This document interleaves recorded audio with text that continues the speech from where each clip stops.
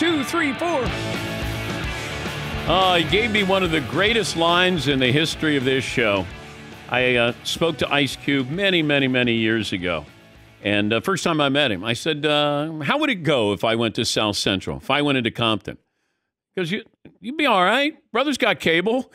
I was doing Sports Center at the time. Brother's got cable. Yeah. All right. The Big Three announced its 7th season will tip off at Oakland Arena in Oakland, California, coming up this Saturday, June 15th at 3:30 Eastern, live on CBS Television Network and Paramount Plus. We spoke to Ice Cube a couple days ago, and I started the interview by asking him the last time he played pickup basketball. I retired in probably about 2014. I went to the podium and said, "Hey, I'm done." You know what it is, man? I started seeing some of my friends get pro injuries. You know, they was tearing ACLs and popping Achilles and shit, and I was like, you know, I was like, could you imagine I'm in a boot or I'm on crutches and people like, Cube, what happened? I was playing basketball. It's like, dude. Did you have a retirement speech there? Yeah. Yeah, you did. Yeah, my retirement speech was Cube out, and I dropped the mic. And, you know, I hit the door. It wasn't too many people there, but my family was there, and that's all that mattered. Speaking of dropping the mic, Dan Hurley did that to your Lakers. What was your reaction? 8 million go a lot further in Connecticut than 11 million in Los Angeles. Put it that way. You know, it's expensive out here, so you know he saw that writing on the wall that I need to stay put. You know, it's cool. The Lakers, you know, maybe they got now they got the excuse to go hire JJ. Well, I just is it still a great job? I think so. You know, it's definitely a job that's, you know, for one of the best franchises in the world. And so I think for that reason, it's great. You know, I don't know how it runs on the inside. You know, I make sure I stay a fan, so I stay far away from all that kind of stuff, you know. But I still think it's a great job. You know, I think Jenny Buss is a great owner.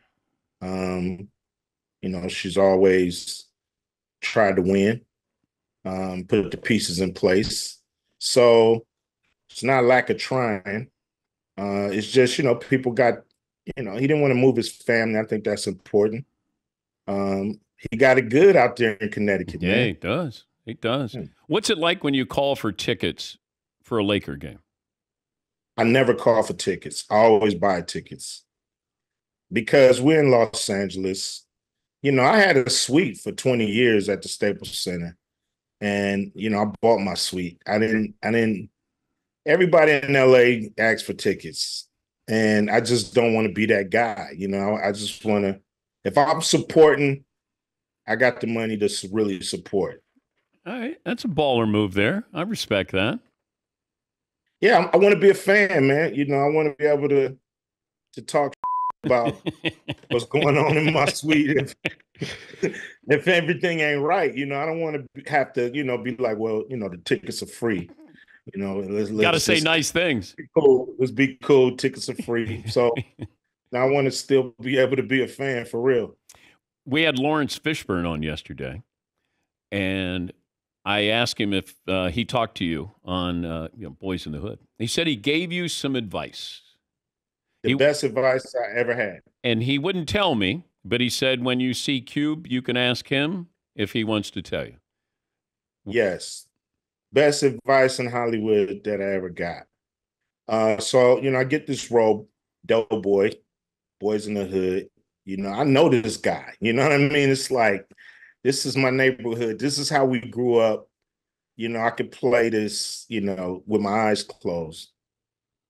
But they wanted me to go to this acting coach, but they would want me to go after I shot 12 hours in the day. And like at night, they wanted me to go to this coach. And I went once, maybe twice, and I hated it. I was just pissed. I was ready to go and enjoy the rest of my day because I got to be on set.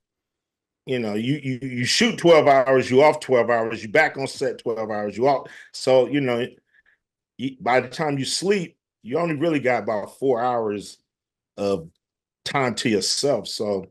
Uh, so Lawrence Fishburne, I'll make a long story short. He saw me leaving the set, pissed off. He said, "What's wrong, man?" I said, "Oh, they got me going to this acting coach and whatever." It's like, acting coach, but you in the movie. And he said, "Man, do you know who Doughboy is?" I said, "Yeah." "Do you know who Doughboy is?" "Yeah." "Well, play Doughboy, man. Forget that acting coach. Play Doughboy. Be dope. Be him." So I'm like, "Man, that's easy. Thank you." And I never went again. Did you keep anything from that movie? Um, the script, had a script. I probably got something archived around here. The car? You know, no, that wasn't my car. And by the time we finished the movie, that car was pretty beat up. It's an old school joint anyway. And never put your car in a movie if you wanted if you wanted to run the same. We're talking to Ice Cube, and of course, it's Big Three. Announced seventh season tipping off in Oakland. That'll be Saturday. That's your birthday, isn't it? Yeah, June 15th. 55? Double nickel. Damn. Where'd the years go? Oh man, they were great. It was beautiful. I remember every one almost. Is there a part of your life though that you don't even remember? No, I remember it. Like a wild time, wild year, wild period, partying, having fun. I don't party that hard. I have fun, but yeah, I remember pretty much everything. Okay. My eyes been open. I'm always looking to understand the business a little more, understand the situation a little more. So I'm always soaking it in. And as a rapper, you want to be good at observing life and then being able to kind of put it in lyrics and give it back to the people. So it'll be Saturday, June 15th at 3:30 Eastern, live on CBS and Paramount Plus. Does the offer still stand to Caitlin Clark? Nah, we've moved on. We see that she is focused on the WNBA. And we really didn't get great engagement from the offer from their team. I think the agents was hating on it a little bit. So yeah, we worried about the players that we have. We think we're gonna have our best season because the matchups are teams are so evenly matched, and they know the game now. They know how to win in the big three, and so we can't wait till Saturday. What was the official offer to Caitlin? It was 2 years, $5 million a year. And plus, we were going to do cool stuff with merch. And, I think he was even talk about a percentage in team ownership. Mm. We were going to, we believe her coming into the big three would be such a big deal that, all boats would rise and the league would benefit from the attention and to see, if she can actually do it against this competition. So But it would be great.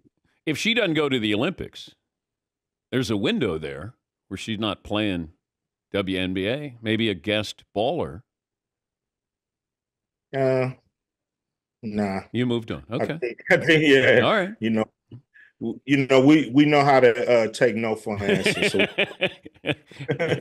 If you didn't get no into one music, played. what would you have gotten into? Well, I was on my way into architectural drafting. I went to a technical school in Phoenix right out of high school. I mean, the day I left to go to the Phoenix Institute of Technology is the day Dre pulled up with the album NWA single album cover. You know, it was Dope Man on one side. I think it was 8 Ball on the other, but he came with the album cover and he was like, "You sure you want to go to school?" And I was like, "Hell yeah, man. I don't know if this is gonna work." You know what I mean? I don't know. It's so hardcore. Nothing like this was being played on the radio. We had no blueprint for this style of music. It was very few that would venture into this style. I think Ice-T, it was a rapper called Just Ice. Maybe KRS One a little bit in his early days, but nobody else. If he doesn't roll up, then I mean your life changes. Well, I was going to school anyway, so I was going to see what was going to happen, and it started to bubble, it started to blow up. And when I left school, I mean, I actually graduated and got the certificate. My mom still got it somewhere on one of her walls. But yeah, I never pursued it because, the music was starting to take off and it was time to work on Eazy-E solo album. What do you have? You got stuff on the wall. Is that a platinum album behind you? You got Magic Johnson jersey there? Yeah, Magic, my favorite player of all times. It's a Jordan right here. I'm pointing. It's Jordan. Yeah. The white pick. This is a platinum single. Check yourself. Gold platinum. My pops right here. Yeah, and right here is let me see. This is Shaq and Kobe. Then I got the Friday poster up there. It's my spot where it's my little home studio. I like it. Yeah. I had to build this in 2020 when nobody could go nowhere.